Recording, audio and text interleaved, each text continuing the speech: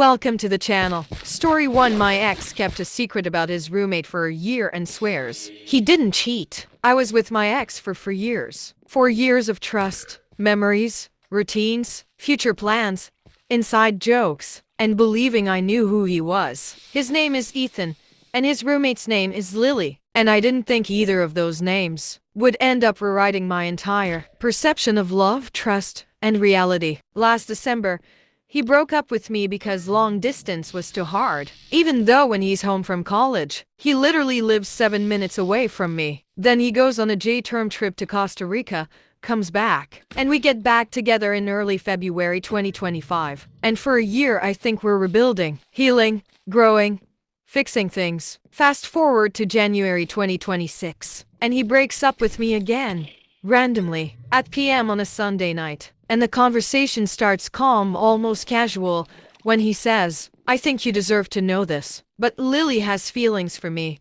And I respond kindly, because I trusted him. I believed in him. I thought he was honest. So I say, "Oh, that's so awkward. I'm so sorry. I know you guys had a good friendship and that ruins things for you." And then I ask the question that changed everything. "When did you find this out?" And he says, "Last night." I ask, "Who told you?" He says, "She did." I ask, "How?" He says, "Through text." And I'm sitting there confused, thinking this is uncomfortable but manageable. Until I ask, "And what did you say?" And he says, "I told her I don't know what to do with that." And I ask, "Okay, well, how do you feel about her?" And his response is, "I don't know." And I think that means we need to break up. And in that moment, my entire body went cold, because that sentence alone told me everything I needed to know. Then he admits he should have called me earlier, should have told me right away, should have said something when it happened. But he didn't, because he already made his choice. And then he drops the real bomb, the one that shattered the entire illusion. When he tells me that him and Lily had a thing in Costa Rica, and he tries to minimize it by saying, "We just flirted, it was nothing," but then immediately admits that he liked her and she liked him, and that this all happened before they became roommates. Meaning they weren't just friends who accidentally crossed a line. They were something before they were friends. And I was never told any of this. To me, they were always just roommates, always just friends, always harmless. I trusted him completely. He lived in a big house with a lot of people.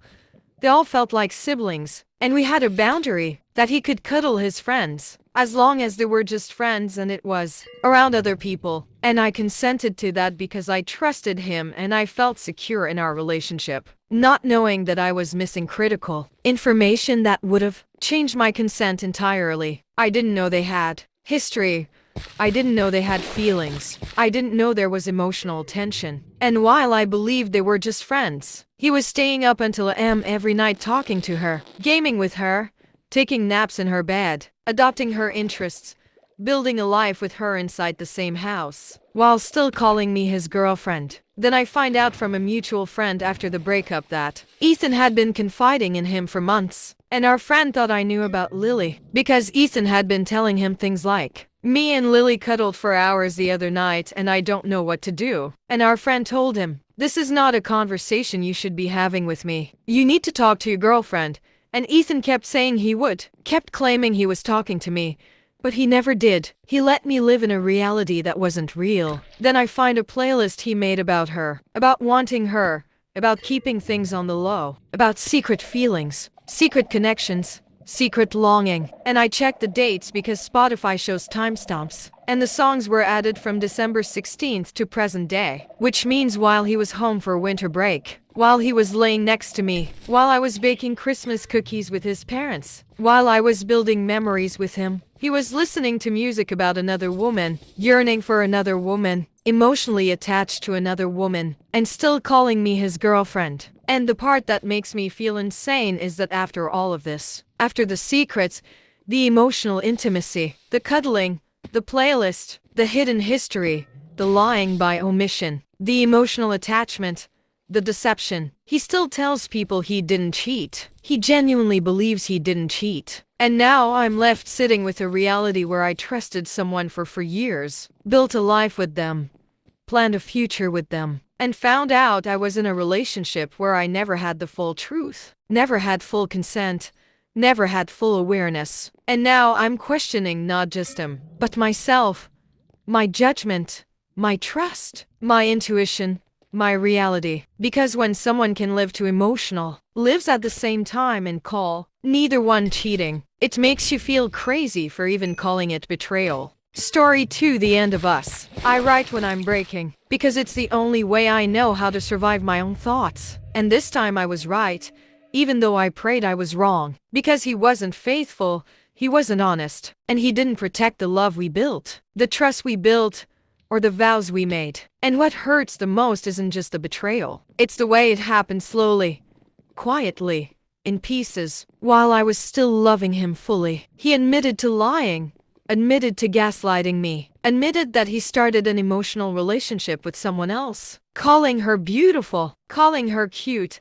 asking about her day, caring about her life, paying attention to her, replying to her messages like she's the most important person in the world, while I couldn't even get that same attention standing in front of him in real life. And the part that shattered me in a way I can't explain is that he sent her pictures of our daughter, our child, the most sacred part of my life. Like our family was just content for someone else's fantasy. And I broke in a way that felt physical, like my heart, my soul, my body all collapsed at once. Because I didn't understand what I did wrong. I didn't understand why.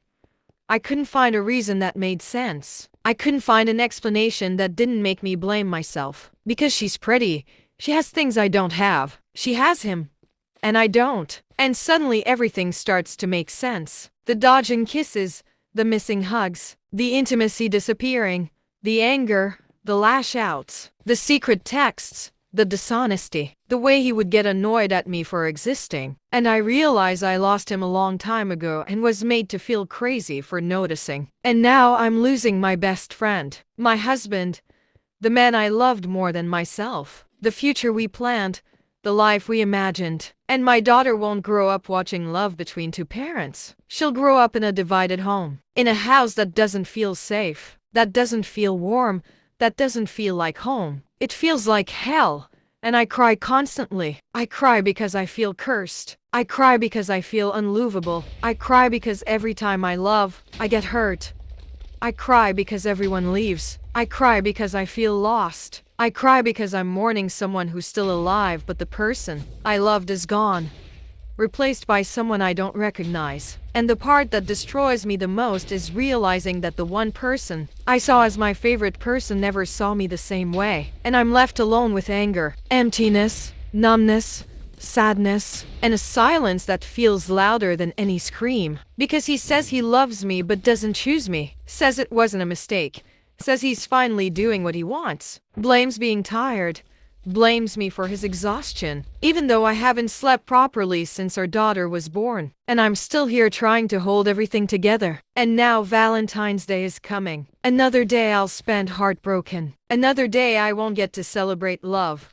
A day I planned to cook for him, paint something for him, remind him how deeply I loved him. And instead I'll be on the floor shaking, crying, heart racing, mind spiraling, looking at old photos, studying memories, trying to find the exact moment everything went wrong, replaying the kisses, the hugs, the late night drives, the texts that said I'll never get tired of you, the showers together, the singing in the car, the late night talks, the excitement, the effort, the love, the way he used to choose me. And I'm fighting the idea of forgiving him while knowing I'll never forget. Knowing the pain will always exist somewhere inside me. Knowing that everything we were is now just memory, just air, just a past we'll never return to. Knowing we will only ever have one child together, one piece of a life that never finished. And I finally understand what this really is.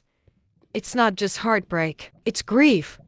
It's mourning. It's the death of a relationship while both people are still alive. It's the slow, quiet, brutal death of us. Story 3: I lost all faith in women after my breakup, and I'm scared I'll never heal. I'm 25, and I lost the woman I truly believed was the love of my life. Not slowly, not gently, not over time, but in one moment that shattered everything I thought I knew about love, trust, and safety. We were together for 6 years. 6 years of memories, routines, future plans, shared dreams, inside jokes, and a life that felt real, solid, permanent. And I can't even tell the full story of what happened because it hurts too much to relive. Because writing it would mean reopening wounds that never really closed. But what happened destroyed me in a way I didn't know was possible. And since that day, something in my mind changed. Something fundamental, something deep, like a switch flipped and never flipped back. Because I didn't just lose her, I lost my faith in love itself. And worse, I lost my faith in women, and I hate admitting that, because I know it's not fair. I know it's not logical. I know it's not true. I know there are good women in this world who would rather die than betray the men they love. But my heart doesn't believe it anymore. My heart believes betrayal is inevitable. That every woman will eventually cheat. That no matter who I marry, no matter how good the relationship is, no matter how much love there is, I'll end up betrayed, abandoned, replaced. And these thoughts control me in ways I don't know how to stop. They make me angry.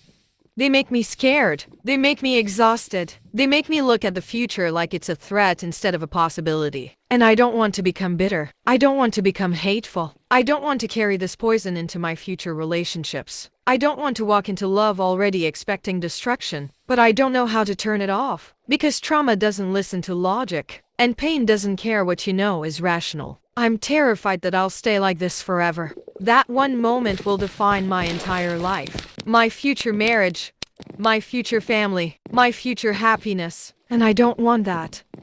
I want to heal. I want to love again without fear. I want to trust again without panic. I want to feel normal again, but I don't know how. And the scariest part is that I don't even feel broken in a dramatic way. I feel numb, detached, guarded, closed off, like my heart built walls overnight and locked itself inside. And now I'm standing outside of my own emotions trying to break back in. I can't tell the full story because it still hurts too much. But I know this much. Betrayal doesn't just break relationships. It breaks perception.